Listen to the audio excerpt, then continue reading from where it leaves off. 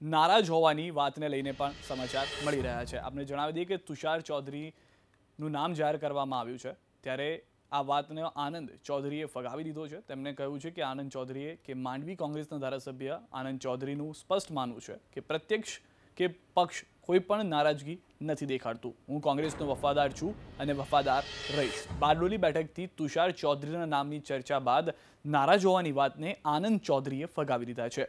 માંડવી કોંગ્રેસના ધારાસભ્ય આનંદ ચૌધરીએ કહ્યું છે કે પક્ષ પ્રત્યે કોઈ નારાજગી નથી। હું કોંગ્રેસનો વફાદાર છું અને રહીશ। એ ખરેખર અફવા છે।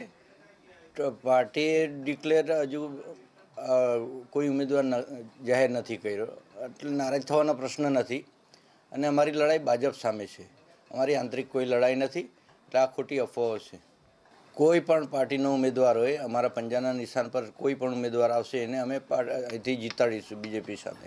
નહીં, વિરોધ પ્રદર્શનનો કોઈ પ્રશ્ન નથી। અમે પાર્ટીના સૈનિકો છીએ અને અમારી લડાઈ બીજેપી સામે છે। પાર્ટીની જે પ્રોસેસ છે એ ચાલે છે હજી, અને સત્તાવાર ડિક્લેર કરશે।